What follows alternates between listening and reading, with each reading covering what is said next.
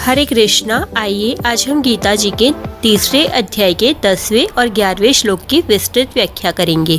सह यज्ञः प्रजा सृष्ट्वा पुरोवाच प्रजापति अनेन प्रसविष्य ध्वमेश्वोत्तिष्ठ कामधुक् देवान् भावयतानेन ते देवा भावयन्तु वः परस्परं भावयन्तः श्रेयः परमवाप्स्यथ। अर्थात प्रजापति ब्रह्मा जी ने सृष्टि के आदि काल में कर्तव्य कर्मों के विधान सहित प्रजा मनुष्य आदि की रचना करके उनसे प्रधानतया मनुष्यों से कहा कि तुम लोग इस कर्तव्य के द्वारा सबकी वृद्धि करो और यह कर्तव्य कर्म रूप यज्ञ तुम लोगों को कर्तव्य पालन की आवश्यक सामग्री प्रदान करने वाला हो।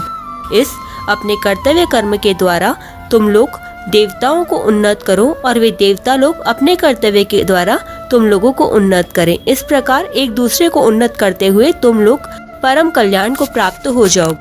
व्याख्या है, सह यज्ञः प्रजा सृष्ट्वा पुरोवाच प्रजापति। ब्रह्मा जी प्रजा सृष्टि के रचयिता एवं उसके स्वामी हैं।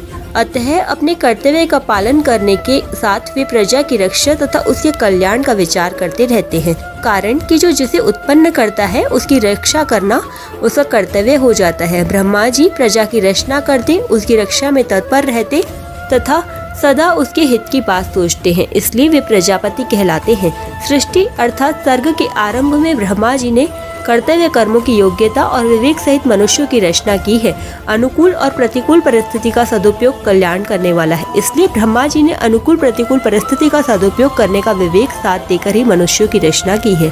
सत असत का विचार करने में असमर्थ पशु पक्षी वृक्ष आदि के द्वारा स्वाभाविक परोपकार कर्तव्य पालन होता है, किंतु मनुष्यों को तो भगवत कृपा से विशेष विवेक शक्ति मिली हुई है। अतः यदि वह अपने विवेक को महत्व देकर अकर्तव्य न करें तो उसके द्वारा भी स्वाभाविक लोक हितार्थ कर्म हो सकते हैं। देवता, ऋषि, पितर, मनुष्य तथा अन्य पशु पक्षी वृक्ष आदि सभी प्राणी प्रजा हैं। इनमें भी योग्यता, अधिकार और साधन की विशेषता के कारण मनुष्य पर अन्य सब प्राणियों के पालन की जिम्मेवारी है। अतः यहाँ प्रजा पद विशेष रूप से मनुष्यों के लिए ही प्रयुक्त हुआ है। कर्मयोग अनादिकाल से चला आ रहा है। चौथे अध्याय के तीसरे श्लोक में पुरातन पद से भी भगवान कहते हैं कि यह कर्मयोग बहुत काल से प्राय लुप्त हो गया था, जिसको मैंने तुम्हें फिर से कहा है। उसी बात को यहाँ भी पुरा पद से वे दूसरी रीति से कहते हैं कि मैंने ही नहीं प्रत्युत ब्रह्मा जी ने भी सर्ग के आदि काल में कर्तव्य सहित प्रजा को रचकर उनको उसी कर्मयोग का आचरण करने की आज्ञा दी थी। तात्पर्य यह है कि कर्मयोग निस्वार्थ भाव से कर्तव्य कर्म करने की परंपरा अनादिकाल से ही चली आ रही है। यह कोई नई बात नहीं है। चौथे अध्याय में परमात्मा प्राप्ति के जितने साधन बताए गए हैं वे सभी यज्ञ के नाम से कहे गए हैं, जैसे द्रव्य यज्ञ, तप यज्ञ, योग यज्ञ, प्राणायाम आदि।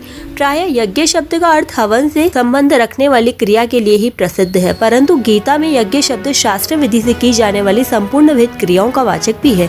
अपने वर्ण, आश्रम, धर्म, जाति, स्वभाव, देश, काल आदि के अनुसार प्राप्त कर्तव्य कर्म यज्ञ के अंतर्गत आते हैं। दूसरे के हित की भावना से किए जाने वाले सब कर्म भी यज्ञ ही हैं। ऐसे यज्ञ कर्तव्य का दायित्व मनुष्य पर ही है। ब्रह्मा जी मनुष्यों से कहते हैं कि तुम लोग अपने अपने कर्तव्य पालन के द्वारा सबकी वृद्धि करो, उन्नति करो। ऐसा करने से तुम लोगों को कर्तव्य कर्म करने में उपयोगी सामग्री प्राप्त होती रहे, उसकी कभी कमी न रहे।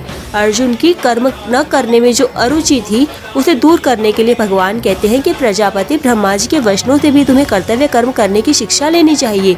दूसरों के हित के लिए कर्तव्य कर्म करने से ही तुम्हारी लौकिक और पारलौकिक उन्नति हो सकती है। निष्काम भाव से केवल कर्तव्य पालन के विचार से कर्म करने पर मनुष्य मुक्त हो जाता है और सकाम भाव से कर्म करने पर मनुष्य बंधन में पड़ जाता है। प्रस्तुत प्रकरण में निष्काम भाव से किए जाने वाले कर्तव्य कर्म का विवेचन चल रहा है। अतः यहाँ इष्ट काम पद का अर्थ इच्छित भोग सामग्री जो सकाम भाव का सूचक है लेना उचित प्रतीत नहीं होता। यहाँ इस पद का अर्थ है यज्ञ कर्तव्य कर्म करने की आवश्यक सामग्री। कर्मयोगी दूसरों की सेवा अथवा हित करने के लिए सदा ही तत्पर रहता है, इसलिए प्रजापति ब्रह्मा जी के विधान के अनुसार दूसरों की सेवा करने की सामग्री, सामर्थ्य और शरीर निर्वाह की आवश्यक वस्तुओं की उसे कभी कमी नहीं रहती, इसलिए उसको ये उपयोगी वस्तुएं सुगमता पूर्वक मिलती रहती है। ब्रह्मा जी के विधान के अनुसार कर्तव्य कर्म करने की सामग्री जिस जिसको जो भी मिली हुई है वह कर्तव्य पालन करने के लिए उसको पूरी की पूरी प्राप्त है। कर्तव्य पालन की सामग्री कभी किसी के पास अधूरी नहीं होती। ब्रह्मा जी के विधान में कभी फर्क नहीं पड़ सकता, क्योंकि जब उन्होंने कर्तव्य कर्म करने का विधान निश्चित किया है तब जितने से कर्तव्य पालन हो सके उतनी सामग्री देना भी उन्हीं पर निर्भर है। वास्तव में मनुष्य शरीर भोग भोगने के लिए है ही नहीं। यही तन कर फल विषय न भाई। इसलिए सांसारिक सुखों को भोगो, ऐसी आज्ञा या विधान किसी भी शास्त्र में नहीं है। समाज भी स्वच्छंद भोग भोगने की आज्ञा नहीं देता। इसके विपरीत दूसरों को सुख पहुंचाने की आज्ञा या विधान शास्त्र और समाज दोनों ही देते हैं। जैसे पिता के लिए यह विधान तो मिलता है कि वह पुत्र का पालन पोषण करे, पर यह विधान कहीं भी नहीं मिलता कि पुत्र से पिता सेवा ले ही। इसी प्रकार पुत्र, पत्नी आदि अन्य संबंधों के लिए भी यही समझना चाहिए। कर्मयोगी सदा देने का ही भाव रखता है, लेने का नहीं, क्योंकि लेने का भाव ही बांधने वाला है।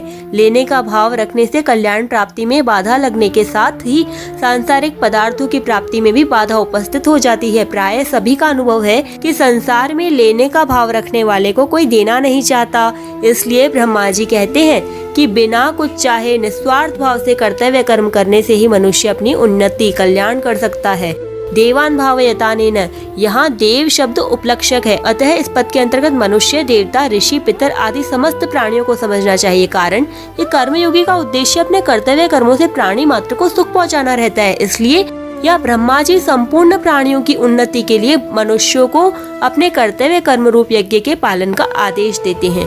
अपने अपने कर्तव्य का पालन करने से मनुष्य का स्वतः कल्याण हो जाता है। कर्तव्य कर्म का पालन करने के उपदेश के पूर्ण अधिकारी मनुष्य ही हैं। मनुष्यों को ही कर्म करने की स्वतंत्रता मिली हुई है, अतः उन्हें इस स्वतंत्रता का सदुपयोग करना चाहिए।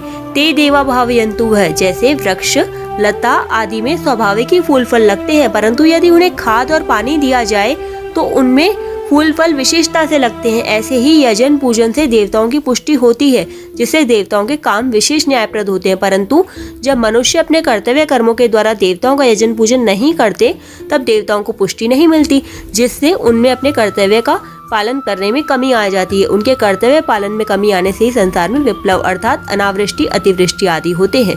परस्परम भावयन्त है। इन पदों का अर्थ यह नहीं समझना चाहिए कि दूसरा हमारी सेवा करे तो हम उसकी सेवा करें। प्रत्युत यह समझना चाहिए कि दूसरा हमारी सेवा करे या न करे, हमें तो अपने कर्तव्य के द्वारा उसकी सेवा करनी ही है। दूसरा क्या करता है, क्या नहीं करता, हमें सुख देता है या दुख, इन बातों से हमें कोई मतलब नहीं रखना है, क्योंकि दूसरों के कर्तव्य को देखने वाला अपने कर्तव्य से च्युत हो जाता है। परिणाम स्वरूप उसका पतन हो जाता है। दूसरों से कर्तव्य का पालन करवाना अपने अधिकार की बात भी नहीं है। हमें सबका हित करने के लिए केवल अपने कर्तव्य का पालन करना है और उसके द्वारा सबको सुख पहुंचाना है।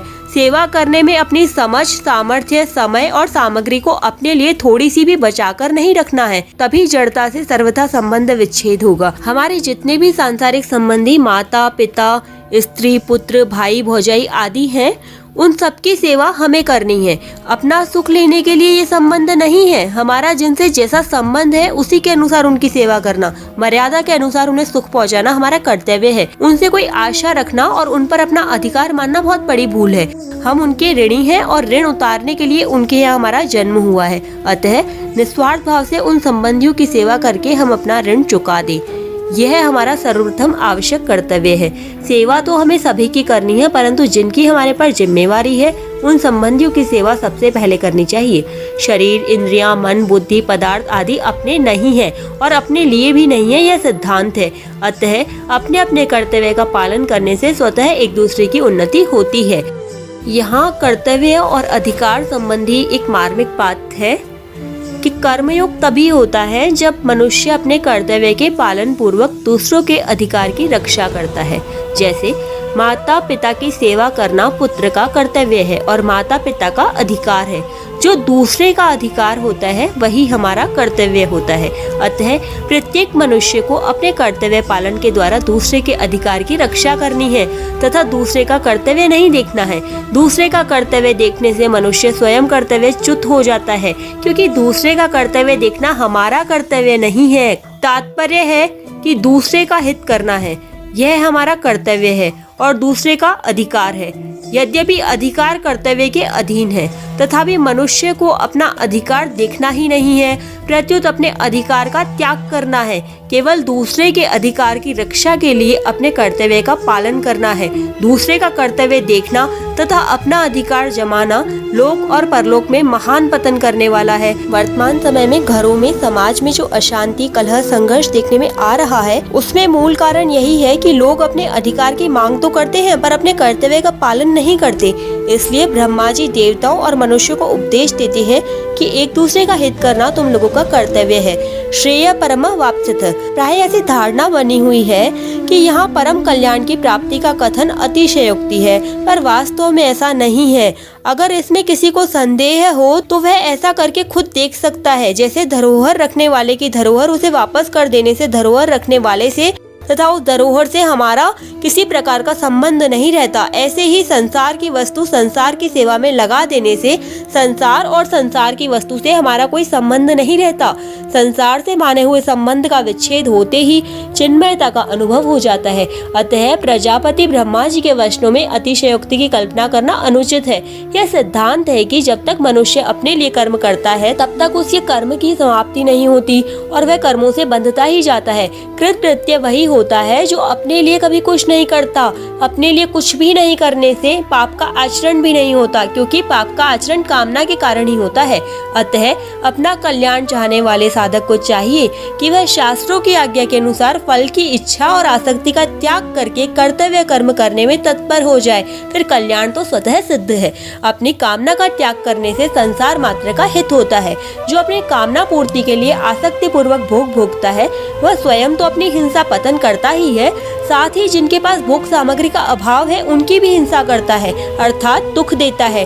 कारण कि भोग सामग्री वाले मनुष्य को देखकर अभावग्रस्त मनुष्य को उस भोग सामग्री के अभाव का दुख होना स्वाभाविक है। इस प्रकार स्वयं सुख भोगने वाला व्यक्ति हिंसा से कभी बच नहीं सकता। ठीक इसके विपरीत पारमार्थिक मार्ग पर चलने वाला व्यक्ति को देखकर दूसरों को स्वतः शांति मिलती है, क्योंकि पारमार्थिक संपत्ति पर सबका समान अधिकार है। निष्कर्ष यह निकला कि मनुष्य कामना आसक्ति का त्याग करके अपने कर्तव्य कर्म का पालन करता रहे तो ब्रह्मा जी के कथनानुसार वह परम कल्याण को अवश्य ही प्राप्त हो जाएगा। इसमें कोई संदेह नहीं है। यहाँ परम कल्याण की प्राप्ति मुख्यतः से मनुष्यों के लिए ही बताई गई है, देवताओं के लिए नहीं। कारण कि देव योनि अपना कल्याण करने के लिए नहीं बनाई गई है। मनुष्य जो कर्म करता है उन कर्मों के अनुसार फल देने, कर्म करने की सामग्री देने तथा अपने अपने शुभ कर्मों का फल भोगने के लिए देवता बनाए गए हैं।